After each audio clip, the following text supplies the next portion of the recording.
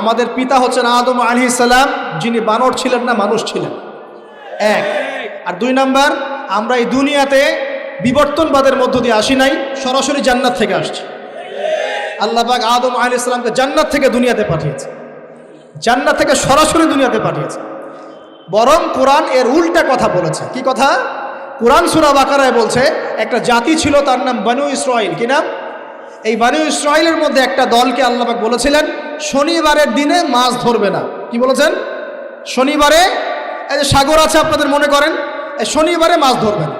তো বনু ইসরাইল বেশি চালাক, অতি চালাক, যারা ওই যে প্যালেস্টাইন দখল করে বসে আছে, ওরা দাবি করে আর কি, আসলে এরা সত্যিকারের বনু ইসরাইল নয়, এরা ইউরোপিয়ান জিউস, এরা কিন্তু সত্যিকারের বনু ইসরাইল নয়।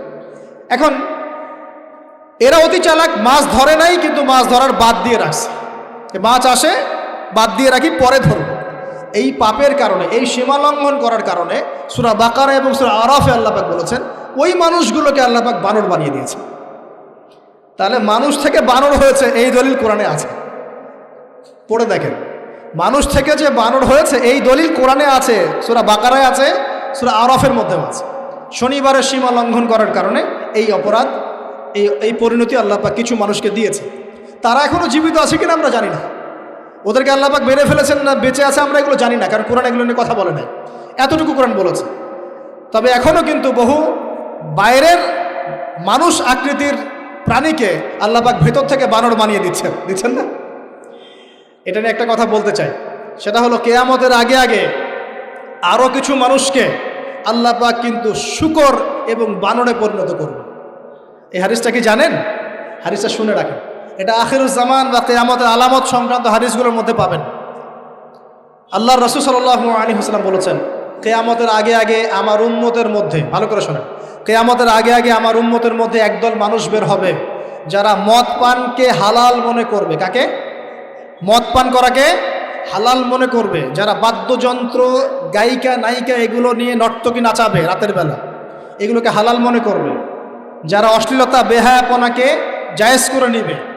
ঠিক আছে, এরকম কয়েকটা পাপের কথা বলে নবীজি বলছেন একদিন সকালবেলা আল্লাহ পাক তাদেরকে ঘৃণিত বানরে পরিণত করবে। এটা হবে সামনে, কখন কিভাবে হবে আল্লাহ ভালো জানে। এবার আমি কনসেপ্টে চলে আসি। এই যে পৃথিবীতে নেমে আসলাম, তাহলে আমরা কোত্থেকে আসছি ভাই? আমরা কি পৃথিবীর অধিবাসী ছিলাম? আমরা জান্নাতে ছিলাম, ওখান থেকে আল্লাহ পাক পাঠিয়েছে। এবার পৃথিবীতে এসে আদম আলাইহিস সালামের যুগে খুব একটা দুর্ঘটনা ঘটে নাই, একটা ঘটেছে। কয়টা? একটা। ভাই হাবিলের কুরবানি কবুল হয়, কাবিলের অন্তর্দাহ হয়, জ্বালা হয়। কেন হাবিলেরটা কবুল হবে, কাবিলের কেন হচ্ছে না? এই হিংসার বশবর্তী হয়ে কাবিল হাবিলকে হত্যা করে ফেলে। হত্যা করে লাশটা দাফন করার পদ্ধতিও তার জানা ছিল না। আল্লাহ কাককে পাঠালেন, কাককে দেখে সে শিখল। প্রথম দুর্ঘটনা হচ্ছে হাবিল কাবিলের দুর্ঘটনা। বলে রাখি, আজকেও নিজের ভাইয়ের বেশে বহু কাবিল মুসলিম সমাজের মধ্যে ঘুরে বেড়ায়।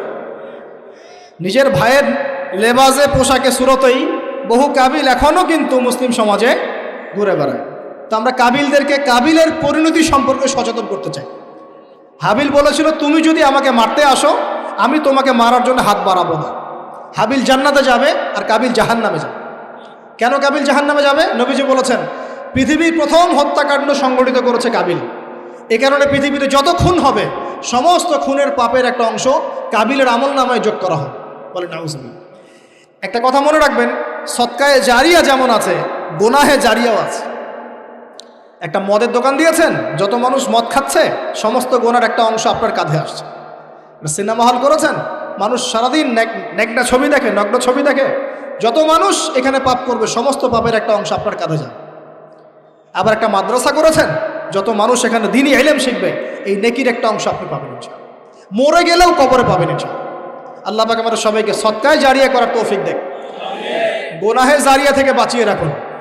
খুব খেয়াল রাখবেন, আল্লাহ পাক আমাদের হেফাজত করুন বলি আমি। এবার ওই যুগ শেষ, নূহ আলাইহিস সালামের যুগ। এই যুগে আল্লাহর একই সুন্নত। নূহ আলাইহিস সালাম 950 বছর দাওয়াত দিলেন, 40টা বা 80টা পরিবার ইসলাম কবুল করেছে, বাকিরা করেন। যারা করে নাই আল্লাহ পাক তাদেরকে ডুবিয়ে মারলেন, যারা করেছে আল্লাহ পাক উদ্ধার করলেন। সোজা কথা, আজকে সারা পৃথিবীতে যত মানুষ আমরা বেঁচে আছি না, আমরা কোনো না কোনোভাবে ওই 80 পরিবারের সদস্য।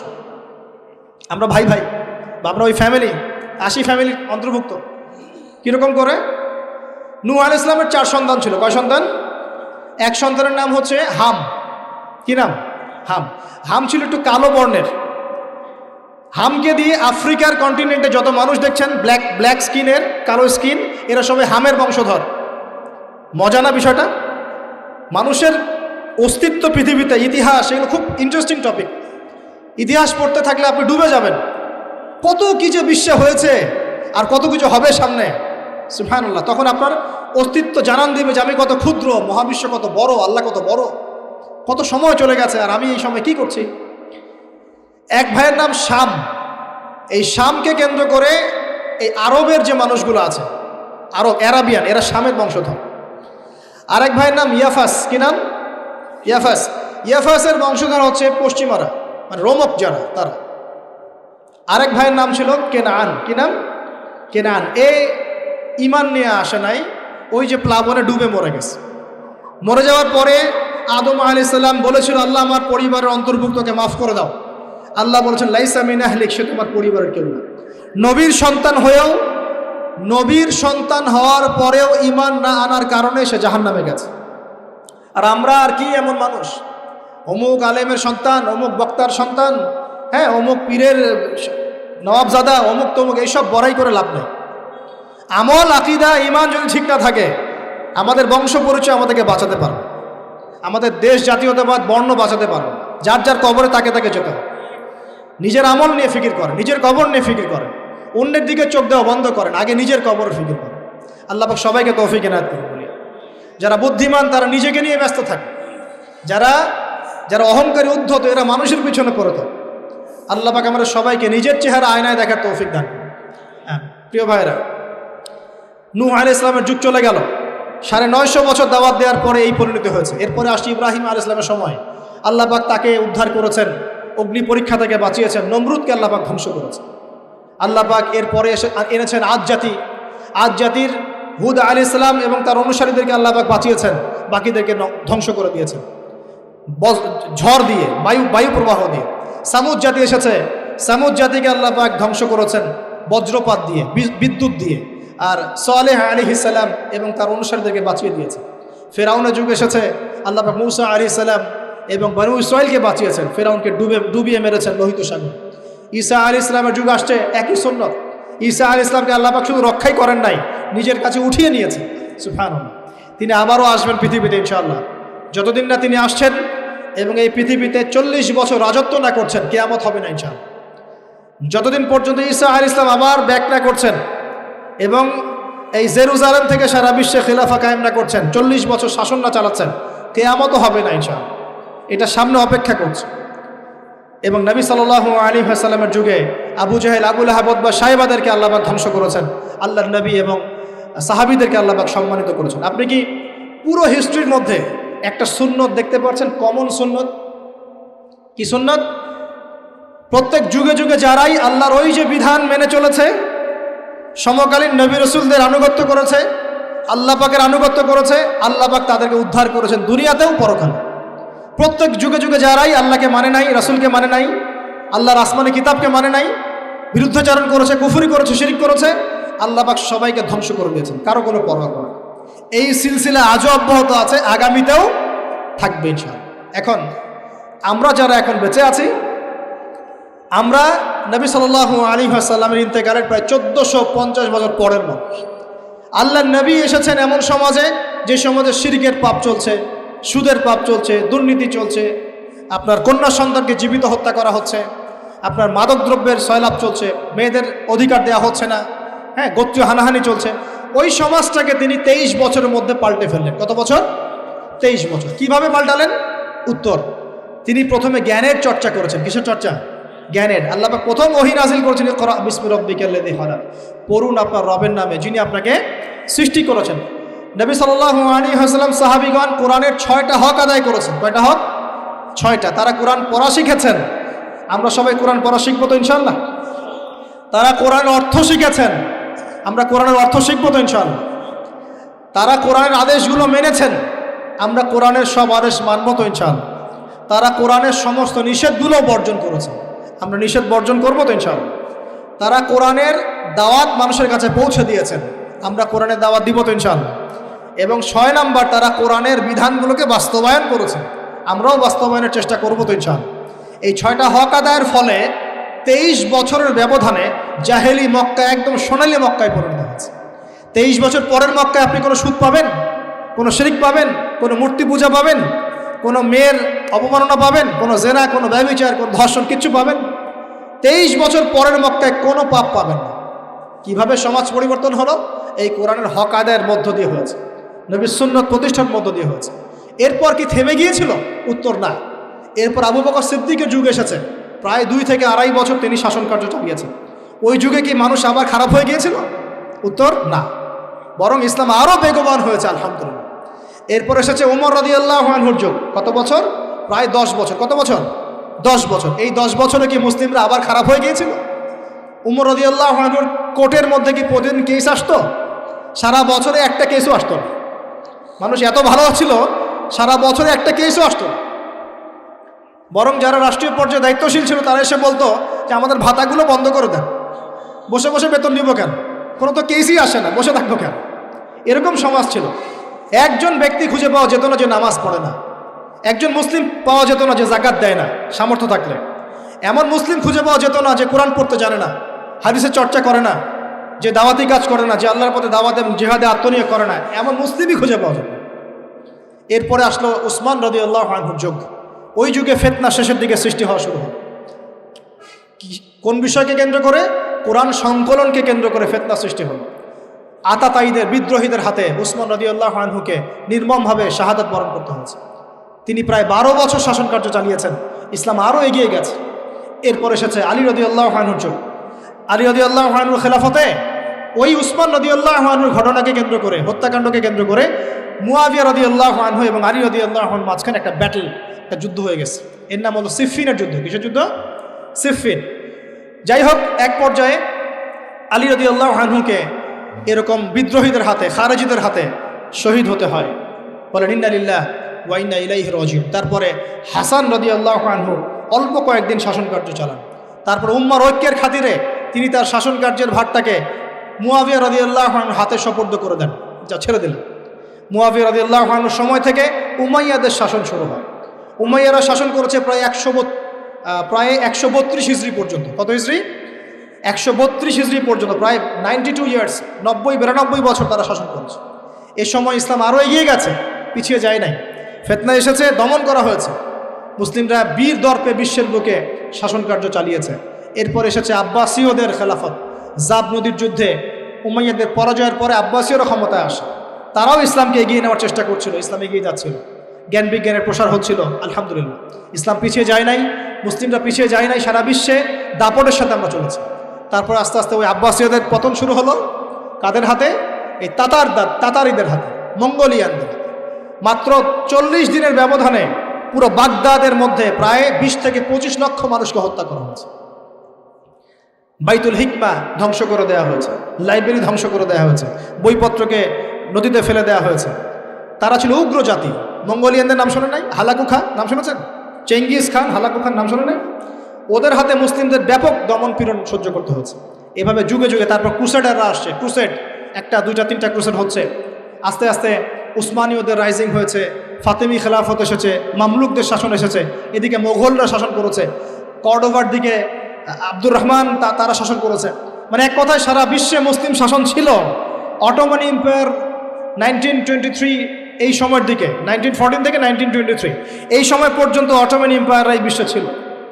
তারপর প্রথম বিশ্বযুদ্ধে যখন তারা রাশিয়ার পক্ষ নেয়, এরপরে ব্রিটেন যখন জয়লাভ করে, এই সময় থেকে মুসলিমদের ডমিনেটেড হওয়ার সময়টা শুরু হয়েছে।